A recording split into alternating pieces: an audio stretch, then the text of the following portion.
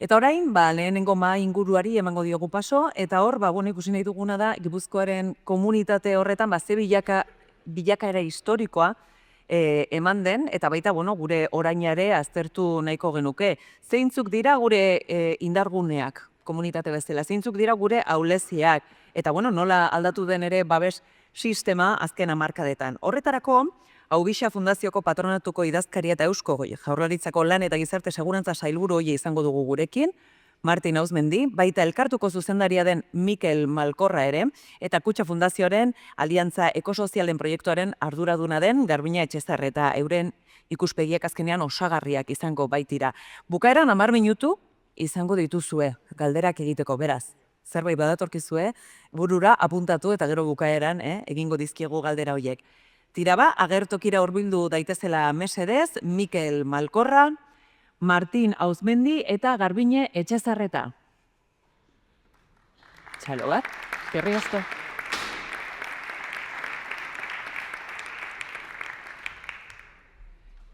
Garbine mesedez, lasai, arazotan. Ez zer pasatzen, beti hau emozionanteago itzen du dena. Hemen daukago teknikaria. Martin orain etorreko da.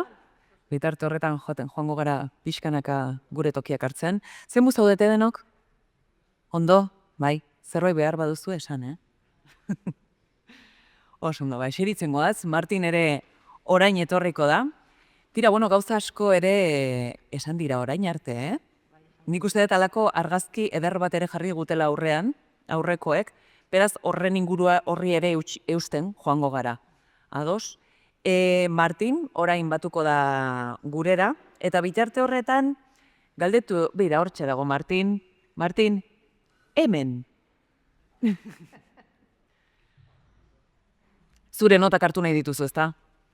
Eske aurrekoek gauza asko esan dituzte ere. Tira, nahi duzunean. Apresiba. Lasai.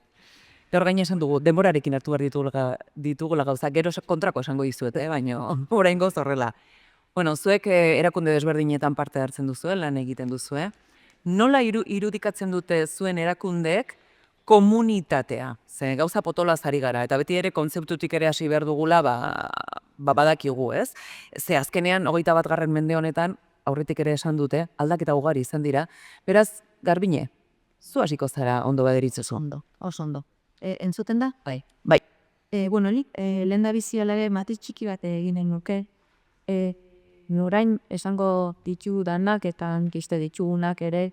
Nolai, gu ez gera ikerlariak, gu ez gera egitekoak bera, ez da? Eta esango ditugun guztiak, egite horrek erakutsi digunetik datozenak edo eratorretakoa dira, ez da? Eta hemen hainbat ideia aipatuko ditugu, baina ideia horiek badira badute oinarri esperientzial bat, nola bat esateko. Ez orduan, zer oker esaten dugu edo abakanda, baina gure esperientziatik hitz egin dugula. Hori argitu nahi nuke lehen da bizi, eta orduan, komunitateari buruz izketari ganen, egie da, hainbat eta galdetu da zein dago komunitatearen definizioa, eta ez dago definizio jakinek, ez da?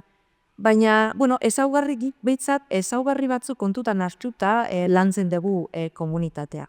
Eta esango genuke, oinarrizko kontzeptua guretzako dala kolektibotasunaren kontzientzia izatea. Alegia, nitik guranzko ikuspegia zabaltzea. Hori egongo litzateke gure ustetan mintzat oinarrian. Horrek zer dakar? Horrek dakar alde batetik neure beharrak inguruken beharrekin ere bat egiten dutela edo bat egin dezaketela, baina ez hori bakarrik etorkizuna irudikatzeko, itxaropena eukitzeko ere elkarrekin bidea egin dezakegula, ez? Nitik gura horze horrek ere, nik daukadan ere onena daukadan hori ekarriko diot gu horri, ekarpen hori egingo diot, ez? Ekarpen horretan ere oinarritzen da, guk horrela ikusten dugu, ez da? Eta zentzu horretan, hori nolabait, ibilbide bat elkarrekin egiten dugula. Eta zentzu horretan esan daiteke edo guk ikusten ditugu bi dimentsiotako komunitateak, ez? Edo bata izango litzeke bakarkakoen arteko komunitatea, baina geure jardunean, bai ikusten dugu baita ere, eragileen arteko komunitatea. Dimentsio hori ere gehitza gustatuko litzaiguke. Alegia, eragileok ere, ez gaude bakarrik. Beste eragileoz inguratuta daude, eta guztiok geure honena ekarriz, eta etorkizun hori elkarrekin irudikatuz, bidea gerezakegu. Orduan, horretan ere jarduten dugu, zera hongi ematen dugu. Eta gero, beste ezaugarri bat ere, gehitu nahiko nukena, zera da, ikuspegi ekosoziala. Ikuspegi ekosoziala, alegia, kontutan hartzea, bizitza guztiak lotuta daudela. Hor, bertak aipatu du ezta, menpekotasun hori ez, horrela da, guk horrela ikusten dugu. Bizitza guztiak, munduko bizitza guztiak lotuta daudela, alegia, gizartaren ongizatea, planetaren ongizatearekin zeharo ustatuta dagoela. Nolabait, esan dezakegu, biodibertsitatea eta planeta ere komunitatearen kidek direla. Orduan, ikuspegi hori deitza gustatuko litzaiguke. Bai, androzentrismo horretatik, ekozentrismo horretara. Alden duz. Hori da, hori da. Mikel, zuen kasuan, ze gehituko zenuke edo nola irudikatzen duzue, nola bizitzen duzu egunerokoan komunitatea? Egunon, definitzia komunitatea ez da erresa, ez? Ez, lehenengo maiak ez dugu definitu, ez du ekitu porta. Baina bai egia da guretzako jarturentzako beti izan dula garrantzi berezia komunitateak. Zen, haikustu, bertan dago nahi dugu ez da. Goatzen ez, kanpaina bat egiten genula, eta ez da ginen gu gizartean ikasi lan egin eta bizi nahi dugu ez da. Eta gainea beritasunean. Orduan, definitu baino esango nuke eta ulertzeko beto zer den komunitatean nintzeko gehitu aldia 2 letra ez da. N eta K. Komunitatean eta komunitateak ez da. Batetik komunitatean espazio bezala guk ez dugu nahi segregazerik. Ez hezkuntzan, ez enpleguan, ez bizimoduan, eta bertan gizartean komunitatean egon nahi dugu ez da. Eta bestetik komunitateak sujetu bezala. Zer nire ez dut egon nahi ez da ere edonolako komunitate baten. Nahi ez egon komunitate inklusibo baten, anistasuna barrera zuri dagoen, eta gainea balio positibo bezeteko zen den komunitate baten ez da. Eta nik uste hau ertzen dela nahiko ondo ikusten desadesunan inguruko evoluzioan ez da. Lehen bat zegoen kontzeptu mediko bat ez da. Gehtasuna ezten gaixotasun bat. Eta beraz, sinatu bat ginen gizartean, komunitatean parte hartzeko.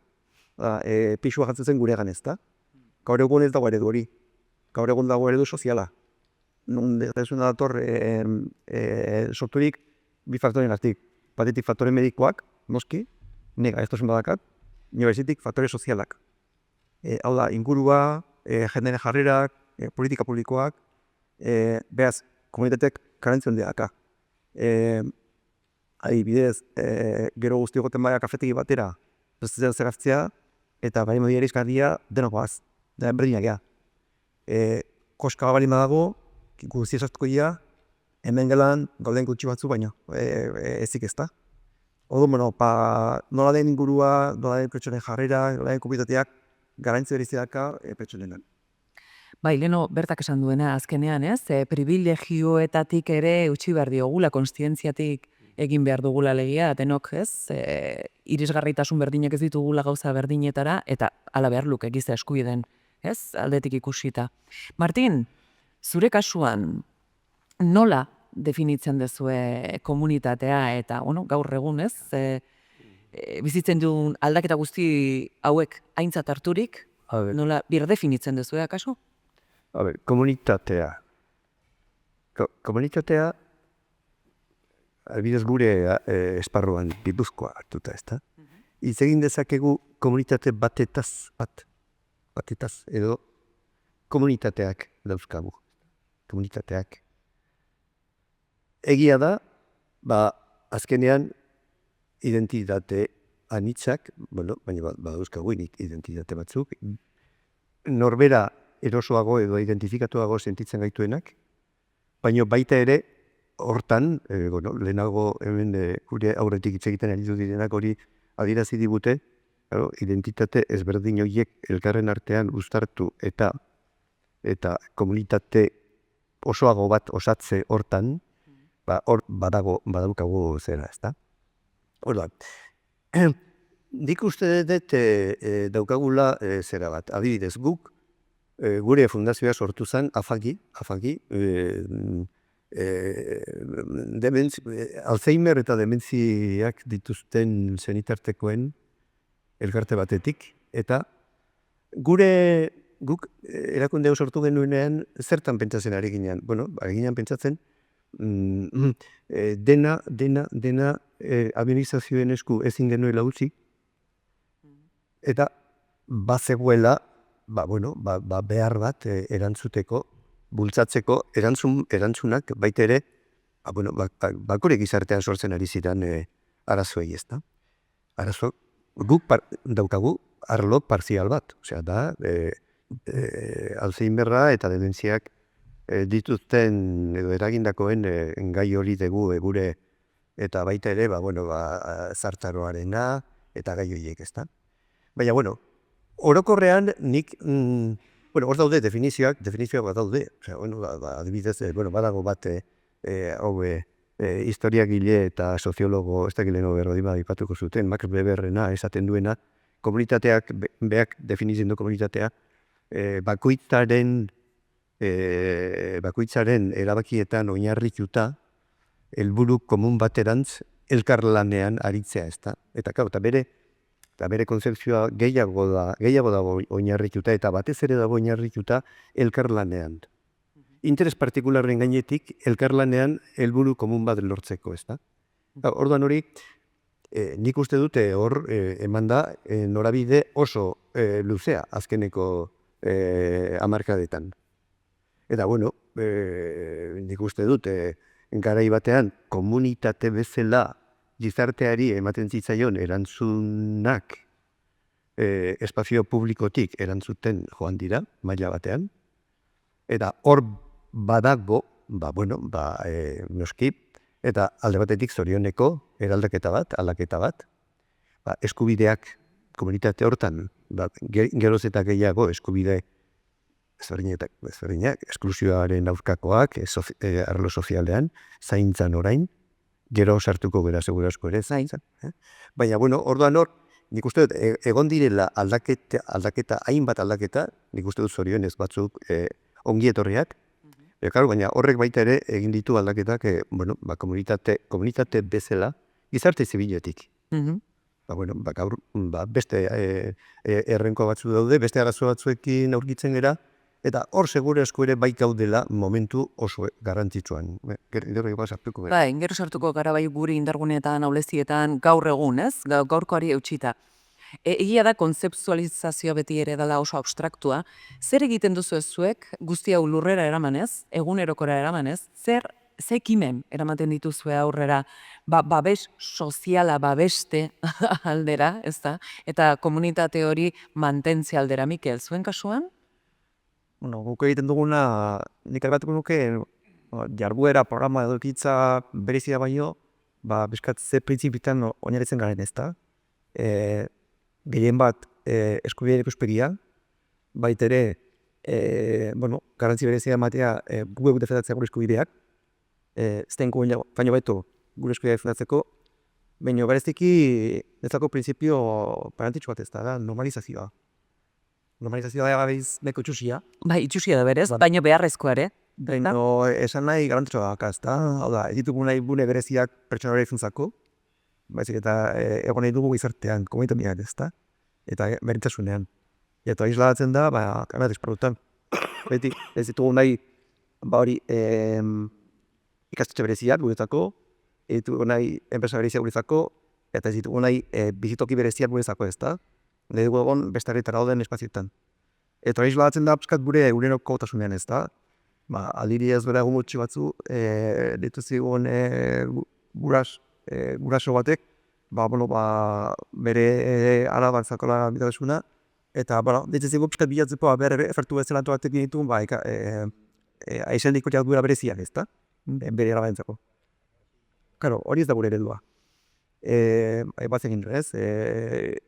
Obedaitz egite ikastetekin, udaletxekin, edo puzkate baliabide komunitario horiekin gizarteratzeko, ez? Kasu honetan alaba, eta ez beti bilatzea espazio bereziak, ezta? Eta gizarteratze horretan, baldin badei gabeziak, arazoak, edo laguntzak, edo berdela egokitzea, erbotxuren bat edo, horta esatzen geha, ezta? Baina, bueno, hori izan bartu duke helburua, ezta? Gizarteratze, normalizazio hori. Bai, ez, berezi horrek kontuzte bereiztera garamatzalako. Ez da, eta hori ez dugu nahi, azkenean denak gara parte eta denak gara gizarte. Zuen kasuan, Garbine? Bueno, gure kasuan hainbat ekimen ditugu, baino esan dezaket guztiak ardazten direla nonabait konfidantzazko elkarguneak sortzean eta aliantzak, hau da elkarlana, bultzatzean. Piskat bi horietan hartazten direla, ez da?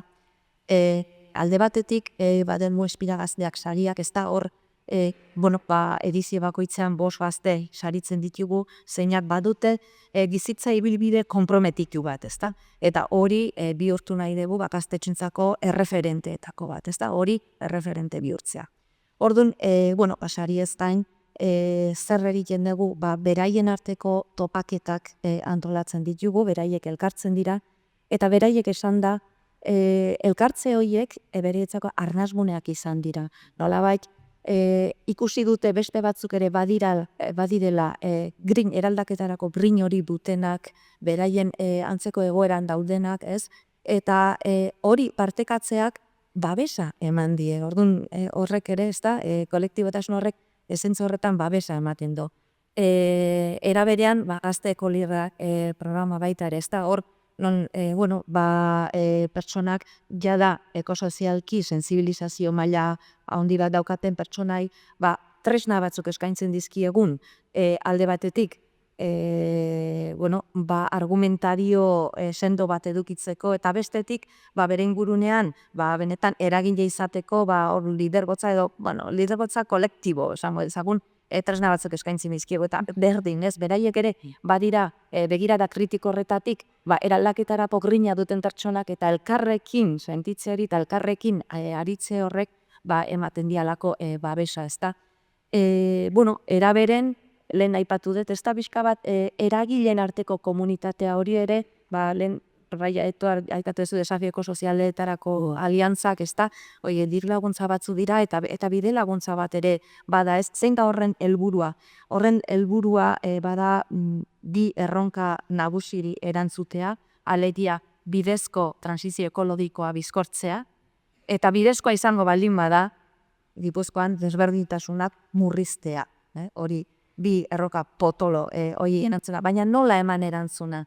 Hor dago bizkat berrikuntza sozial hori ikusten duguna aliantzan, nolabait eragile oso desberdinen arteko eta sektore ezberdinen arteko eragileak elkartu eta proiektu sorta bat proposatuz. Proiektu sorta diot, askotan esaten dut zergatik, erderaz kartera de proiektos da. Baina guk proiektu sorta bezala irudikatu dugu lore sortari analogia eginez, ez? Lore sortan, daude lora ezberdinak, kolore ezberdinetakoak, petalokin gabe, baina guztik badute funtzio bat, osotasun bat sortzeko, ez? Eta hortik proiektu sorta. Hor ere, proiektuen komunitatea, hola, bota daiteke ez, baina ez. Baina hor, importantena hori da, ez da, aliantza horiek bultzatza. Eta beste, luzatzen nahi nez. Bai, ze asko dituzu, Bai, horregatik. Baina bi arbatzaiek nabarmendu nahiko nituzke, ez da? Aliantzak bultzatzea, elkarlan hori bultzatzea, eta konfidantzazko elkarguneak sortzea. Hortik jotzen dugu. Ze garrantzitsua den hori, ze konfidantza orain arte ez dakit aipatu ote dugun, baina konfidantzarik gabe komunitaterik ez dago.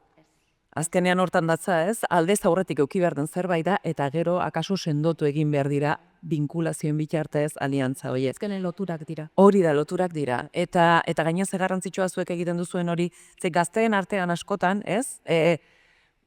Esan egiten dugu, ez? Ez dute honen parte izan nahi, eta kaso ez dizkiegu arnasguneak ematen edo aukerak behar bezala tamainan, ez, eurentzako eginak direnean. Martin, zuek beste gizartaren parte bat zarete, nagusiak. Nagusiak edo ez nagusiak, baina oso arazo bereziak, gaixotasunak dituzten, kolektibo horiek dira gure helburu, ezta? Ordan, hasteko bat, guk zerbitzurik ez dugu ematen, guk ez gera zerbitzuak emateaz arduratzen. Gure egitekoa da nagusiki 3 bat ardatz, bat. Elkarrizketa saio batzuk urtero bultzatzen ditugu, eta deklarazio horiek dira gaiari lotutakoak. Eta parte hartzen dute profesionalak, eta baita ere arazo hori bizituten familiarteko baita ere zaintzaile edo gaiean interesa dutenak. Eginkizuna da ezagutza, parte hartzea, konpartitzea, arazoak. Adibidez, atzo eduki genuen sendagileen elkargoan ekitaldi bat, dementzia frontotemporalare iti buruzko ekitaldi bat, eta oso interesgarria gontzan.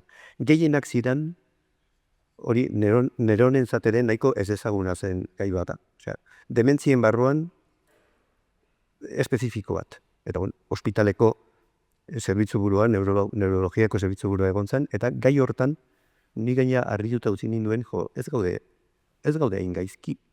Zer lan ikerketa aldetik eta ari diran egiten gure profesionalek, arlo hauetan. Bueno, hori da arlo bat.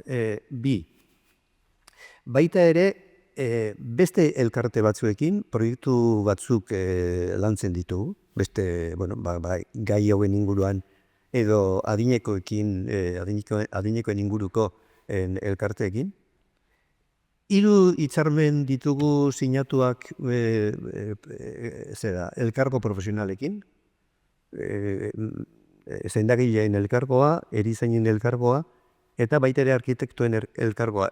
Arkitektuen elkargoarekin daukagun elkarlan horrekin, ari gera lantzen gai bat, nolabait ari zena bultzatzen ez da, baina dauka zerikusia, batez ere mendekotasun eta zaurgarritasuna duten personen inguruarekiko, beraiek bizi behar duten inguru hori izan dedila egokia, beraientzat pentsatua, beraiek sentituko direnak beraien inguruan, beraien lekuan, beraien hordak. Lan hau, hemen Foru Aldundiko zera batzuk egon daitezke eta Foru Aldundikoekin elkarlanean ari gera. Eta gero dago 3. esparru bat, baita ere nik uste dute oso daukaguna oso presente, eta da, belaunaldien arteko elkarkidetza eta solidaritatea. Eta urtero egiten dugu ekitaldi bat, hezkuntza profesionaleko ikastetxeekin elkarlanean, eta gai bezala hartuz adineko eta batez ere mendekotasun edo zaurgarritasuna duten personen inguruko gaiak izaten dira jartzen zaizkienak, eta dira esperientzia nahiko interesgarriak. Laburbilduz, gu oso txikiak gera. Gure eginkizuna batez ere da ikerketa ekintzaren batzuk antolatzea ere bai, eta administrazioekin elkarlanean guk eskaintzea, guk ikusten ari geran beharrak. Eta baita ere, soluzioak guk ez gera hain pretenziosoak, soluzioak elkarlanean egin behar ditugu. Baina mai gaineratzea esate, hemen dauzkagu, arazo hauek, eta gure elkarlana eskaini ez da. Zuek 3 kuriosoa da, ez? Horrela entzunda esango genuke ze ondo gauden Gipuzkoan, ez? Esan nahi dut horrelako, ez? Jende konprometitua, erakunde konprometituak edukita. Baina gero egia da, akaso batzuetan segregatuta bezala bizi ditugula gaiak, ez? Edo gure egoerak, edo gure realitateak. Zeharkako hori, ez belaunaldi artekoa izan daitekela, edo zein zeharkako, ez, komunitatea beharko genuke. Zeintzuk dira gaur egun gure erronka nagusiak? Nun daude egun ahuleziak? Non uste duzue? Gipuzkoan. Labur mesedez hori baize, gauza haufatu behar ditugu. Ez da, nik bizka bat nire adinekoen artean nagoenez, perro alima da, labur bilduz. Nundi gatoz eta nun gaude, ez da? Eta nundi gatoz. Nik Atzera begiratzen dudanean, Gipuzkoa, eta, han 80ko hamarkadan, zer Gipuzkoa genuen, orduko arazoak, krisia, babes soziala, orduan etzegoen administrazioen esku nagusiki, baizik eta ziren, edo familiak, edo komunitate txikiak, eskua botatzen zutenak. Orduan, hortik egin dugu, adibidez, gizarte zerbitzuak unibersalak bihurtzea. Orduan, nik uste dut Gipuzkoak eduki duen ezaugarritako bat izan dela, garai bakoitzean eduki ditugun arazoei aurre egiteko gaitasuna. Hori da nahiko, nik uste dut nahiko gai interesgar. Niri benetan horrek bai ematen didala esan jo, honek, herrialde honek, ze almen eduki duen, hori, arazoak identifikatu, eta arazoei aurre egiteko antolatzean, ez da, antolakuntzan. Eta hori oso modu ezberdinean egin izan da, oso modu ezberdinean, eta leku ezberdinetatik, erakunde ezberdinetatik zorionez, zeren dana ezintzan egin batetik. Alor bakoitzean, herritarrak edo komunitateak izan dira, joanten ziren antolatzen, eta erantzuten. Adibidez, ez dakit bada, zearekin kasu bat. Bai, Martin, ze demora asko ez daukagu, eta horregatik nahi dut baita, auleziak garbi edukiz, hor... Adibidez jarriko ditute bi ejemplu. Laro eta marzeian, KAF zegoen izugarrizko krisian. Eta krisi horri aurre egiteko, egintzan akordio bat, nun langileek beraien soldataren 2,5 urtetan asogabe gelditzen ziren, hori kapitalizatzeko. Hori kapitalizatzen bidez, gaur kafeko akzio dunen 24% langileen eskuetan dago. Da, esperientzia bakarra. Eta espiritu hori egun badaukagun, Martin, ze pasatzen da? Bai, hortik gatoz, eta egia oso ederra dela etzera begiraretera, baina egun? Eta gero beste ezenpro bat baita, gaur posible izango etzana segurazko ere, Gipuzkoan sortu zen, eta da bakarra, geroa, prebizio sozialeko, orondatezko zera da, 80an, hor, 120.000 bazkide eta euska, eta 3.000 eta 200 milioiko patrimonioa. Hori, Gipuzkoa bakarrik dauka, ez dakit kasualitatea da, baina horrek bai adierazten duela, gaur ze gertatzen zaigun, nik uste dut, eman diren aldaketa hoien aurrean, erantzun berriak eman beharrean gaude, eta hor bai behar baldin badeuki dezakegu galdera, zer egiteko pres gaude erronka berdi horiei aurre egiteko. Eta galdera hori botatzen badizuet, Mikel eta Garbine, zer egiteko prest gaude, zuen ustez, zeintzuk dira gure auleziak? Nun daude koxkak? Nire ustez erronka nagusia eta nori baten atea lehenengo mailan ez da. Nire ustez, eta zaintzen inguruan, da desistitzu behar zentzia. Hau da, komunitatearen zaintzak emateko pixkat erronka hori ez da. Horrek behartzen gaitu, bai aurrekontuak berbideratzea, legei delazio baitea nori handi batean, eta bati bat laburret esategatik, ioste baitere behar duela, eta oinare bezala, paradigma aldatzea. Horretuta daude, zeintak antolatzea, dirutza jartzea, pertsona bati zaintzak antolatzeko. Edo pertsona batentzako zaintzak antolatzeko. Eta paradigma aldatu behar dugu. Diru eman behar dugu, pertsona berak bere zaintzak antolatzeko. Eta paradigma aldaketa esan nahi du, konfiantzia dizu behar dugula, pertsonak gai diela, laguntza batik edo besteekin, ungoten edo bestean, baina pertsona bakoitza kapaz da, gai da, bere bizitza eta noski bere zaintzak antolatzeko. Eta hortarako, berriatu dira laguntza zuzenak, edo aurrekontu personalizatuak, azken finean behar da paradigma edo eredu aldaketa sakona. Bai, azkenen komunitateak berak ere norbanakoen autonomia ere bermatzea azkenean, ez? Ematen du kontraesan badela, baina hori litzateke beste. Garbine? Vale, denbora gutxi da, baina bueno. Erronka batzuko aipatuko nituzke, motzean, alde batetik, lehen aipatu duten ikuspegi ekosozial hori txertatzeko erronka, esango nuke. Bestetik, lehen aipatu da baita ere, individualtasuna eta kontsumismoranzko joera, ezta? Eta horrek nolabait, egia da,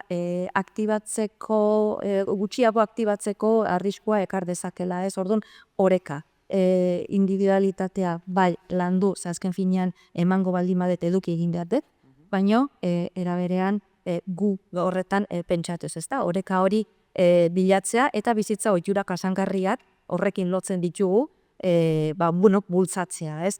Bestetik, ze beste erronka aniztasuna. Anistasun hori nolabait, eta hau sarritan esaten da, baina benetan bai da erronka, arazo izatetik aukera izatera pasatzea, ez? Anistasun horrek bat daitzala, aberastu gaitzala, ez? Hori izango litzadateke. Eta bestetik, bakardadea eta antsietatea, ez? Eta bakardadea eta antsietatea, badaude hor azterketa psikologikoak, ez da?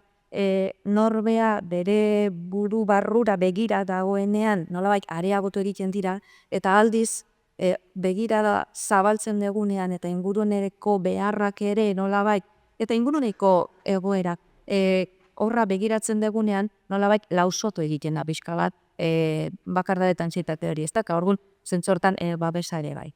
Eta gero, elkarte nintzen ere, bai aipatu nahiko nituzke pixkat, geure jardun horretan ze nabaritu dugun. Eta bat da pixkat, lehengoan nik ez zuk aipatzen zenduna, nola, asistentzialismo horretatik haratago, beste jarduera batzu, beste ikusperri bat egitea, eta beste berrikuntza bat egiteko aukera izatea, ez?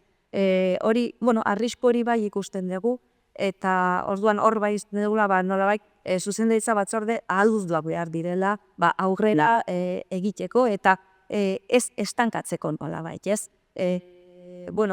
Bestalde, ikusten dugu baita ere, lidergotza oso pertsonaizatuak daudela, eta zu batzuetan, eta horrek arrisku bat dauka, zera da, pertsona horrek hori elkarte uzten donen, gero zein da hurrengo zer gertatzen da, sarritan elkarta bertan, eta elkarta izan daiteke soziala, ekosoziala, izan daiteke kulturgintzako, euskalgintzakoa, izan daiteke kiroletakoa ere, kirol esparruare, bai? Bero bolondresak eta baino buena. Baina lidergotza zuk esaten duzun inklusibo behar du izan, baina lidergotza hori ere banatuta behar du. Ze bestela pertsona hori desagertzen danean, bapatekoan proiektu guztiak bertan bera geratzen dira eta bat. Izten dugu hori arrisku hori badagoela. Bai, galderi iriki baino lehenago 2 minututan, Martin, zure ustez hiperarautze bat badago, ez? Kontra egiten diguna kaso batzuetan, guztia ulortze aldera. Arautze bat. Bai, nik uste dut egin dugula azkenean arauak beharrezkoak dira, noski, ez da? Eta eskubideak arautzen direnean, ondo finkatute egon daitezela eskubideoiek eta baldintzak, eta baina nik uste dut, bai egon dala azkeneko urteetan, eta hori gainera nik uste dut areagotzen joan da, administrazio eta botere publikoen aldetik, dena araututa euki beharra, ez da? Dena. Adibidez, voluntariotzari dagokion gaia. Nik uste dut, maila batean, hor, egon den joera horrek, nolabait, egin duena dela, adibidez, voluntariotzaren parte hartzea, atzera bota du, murriztu egin du. Zen, hainbat baldintza jartze horrek. Nik neroni trokatu zait nire fundazioan, idazkaria naizenez, voluntarioak ditugunez, hori jarrita dauden baldintzak betetzeaz, ez da? Horri, esan dugu, hau dena daukagu. Eta, nik uste dut, araua beharrezkoa dira, eta voluntariotzari dagokionez, baita hori ez dedin izan olako, baina Nik uste dut pasatzea eta ez dakit, hori azkenik ikusi beharko genuke nun dagoen pasatze hori, eta zertan gauzatzen den, ezta? Baina horrelako zerbait nik uste dut badagoela horrelako, eta seguru asko ere, ez dut esango, leku gehiago utzi behar zaionik gizarte komunitate voluntariotzari. Leku gehiago esan nahi dizut, eduki dezala kapazidade handiagoa auto-organizatzeko eta egiteko, beraien usteetan, beraien kontzearen arabera, egitea beharrezkoa ikusten dutena, ez da. Eta orduan, ez dakit, nik uste dut hor, ez dakit, dira ejemploak, nik ez dakit zer ikusi eukiko duen, baina baita ere, eta honi lotuta dago burokratizazioa, eta protokoloen menpe administrazioek asko eta asko, ez da. Aurrekoan nire lagun batek esan zidan, ejemplo bat, eta ia pasatuta nago, baina behar baldin bada adierazten du pixka bat zer gertatzen ari zaigun. Goizeko 8:00 aurkitzen du zera bat, kartera bat dokumentazioarekin, eta 15 euro. Eta ikusten du kartera horretan zegoela txartel bat kultura etxe batekoa, eta ez dakit beste zertzen, eta mugi txartela. Eta orduan honek esaten du hori, ea bazukan identitatea hori zeinek galduta zeukan, zan 15-16 urteko neska bat. Segura asko ere ikastetxearen batera zijoana. Deitzen du kulturetxera esan ez daizu begira, hemen daukat eta persona hau da, eta dauka liburu bat txatuta, hartuta. Eta esaten di, egingo zenuke mesedez zeriozu badukazu bere telefonoa. Eta deituko zenioke esateko zeinek daukan ze hori? LOPD legea... Ez, baina esaten dio berak. Bai. Ez, baina funtzionari horrek deitutzi ez zaiola zeari. Eta santzion ez zuela. Alako alderik, ez da legeari. Ez zuela egingo. Ez zuela egingo. Deitzen du mugida, eta mugin ere berdi. Eta hau zegoen eskandalizatua. Esaten du, nola iritsi gela? Hau 80ean etzan pasako. Hori seguro ez. Ziurrezki jakingo genuke norden. Begiraztak izein alaba da. Ez hori beste. Ez, baina kasu honetan zidan Bai, bi persona eta biek bakare. Hor etzan jartzen kuestioan. Inungo legerik. Horiek dira administrazioetan jarri dituzten baldintza hain estuak, ia funtzionari ere ez zaiela usten normal. Datuak erabiltzen. Ez ikusten zedietan normala zerbait egitea. Jartzeko, bai. Honen inguruan ere hitz egingo dugu. Orain minutu batzuk ditugu, 5 minutu galderentzako, ez dakit norbaitek parte hartu nahi ote duen. Eskua altxatu besterik ez duzu, mikrofonoa helarazteko. Isiliz daudete gaur, Gero esateko, Gipuzkoarrok ez dugula parte hartzen. Igual gu plazetan baino, beste erabatea egiten dugu. Bukatzen joateko, norbaitek nahiko balu mesedez, eskua altxa dezala, minutu ja gutxi ditugu. Zeri eutxi behar diogu. Garbi, zuzen eta minutu baten bakoitzari. Zuen esperientzitik, eta beti ere kontutan hartuta ez bakarrik zuen errealitatea, baizik elkar gintza horretan, elkarkidetza horretan, ze pauso eman behar ditugun aurrean ditugun, erronken aurrean, Mikel? Minutu baten, bi ideia ez da, bereziki batetik hirugarren sektorea, nik uste garrantzitsua dela saretzea, indarra batzea, hori dago adien ez elkartuten txikate izaeran, horrela sortu ginen, berrogeita piko urte, piskaltzea zio moduan, eta ekartea ezberdinen indarrak batzeko egia horrekin ez da. Hori garrantzitsua da. Eta aldi beren baitere, berazkoratzea gure izanea profioa. Elkarteok gako arrizkoa, zentrazia gehiagi egiten kudaketan, eta askotan arrizko dago galtzea gure asiak bizarari izta, euskate pertsonak korrez jatzea, pertsona eskubidea ezendatzea, gizate aldaketa, ikasfuntzio eta nire zapo garrantzitsua dien funtzio horiek ez da. Eta baizetik, erakunde publikoen harreman horretan, lankitzko gobernantza, sustatzea. Ez da oso ohikoa, egia esan, eta hor badago bidea egiteko, eraki publikoetan aukera gehiago, mindar gehiago, eta lankidetza gehiago ematea kiborren sektoreari. Baditu gotesnak, ez dira egia esan eragiko arregiak, eta nik uste dut hori dela erronka handia.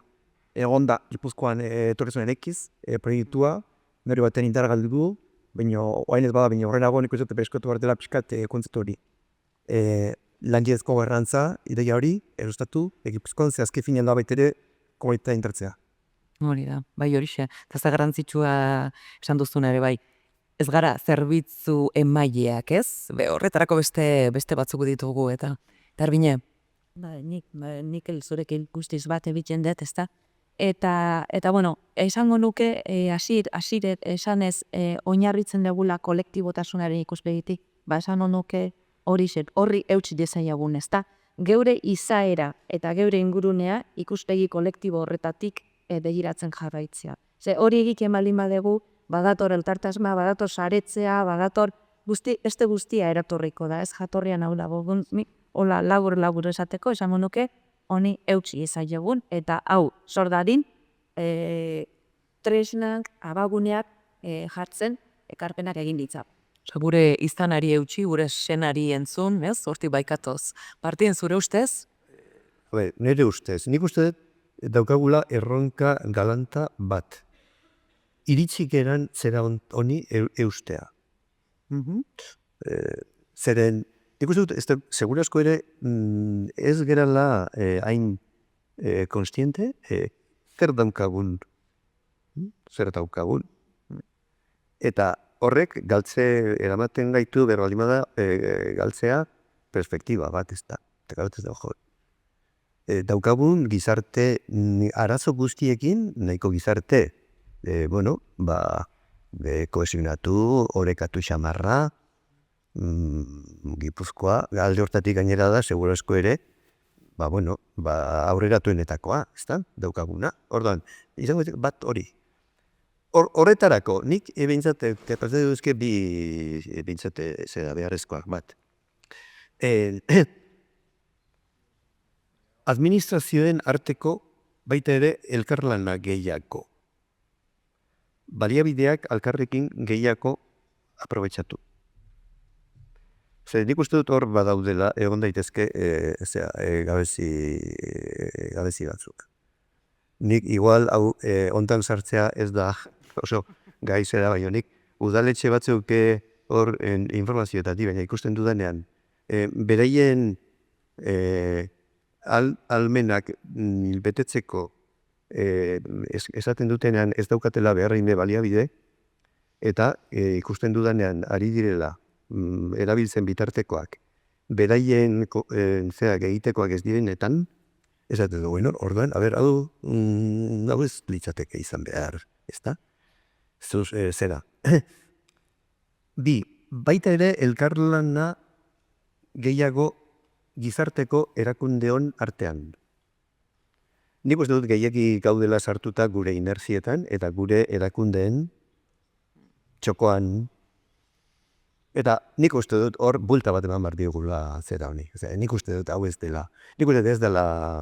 Nik uste dut askozaz ere ekarpen handiagoa egingo genukela, gehiago egingo balima genuke, aztertu gure artean egon daitezkeen loturak, sinergiak. Hori modan dago. Modan dago eta. Eta hortik saiatu, eta nik uste dut baita ere, alde honetatik, administrazioi ere gauzak errezerko genizkiekela. Agia, egizaioak ere, hobeto identifikatu dezaten, bakoitza zertan ari geran, eta zer emateko gai geran, ezta. Eta orduan, nik uste dut hor badagoela baita ere arlo bat, zeren egia da, Gipuzkoa izan dela, ez da, gizarte zibileko erakundeen zera, ez da, batez beste gehiena dugunetakoa, baina galdera izango litzateke gero zer egiten dugun, Hor utziko dugu, ze gero beste mai inguru bat daukagu, eta zuek esandakoari ere utziko diogu, oraindik ez altxatu, oraindik ez. Orain bai, atxedena egingo dugu, 11:30 bueltan izango gara denok, eta mesedez txalo bero bat eurentzako. Eskerrik asko, benetan.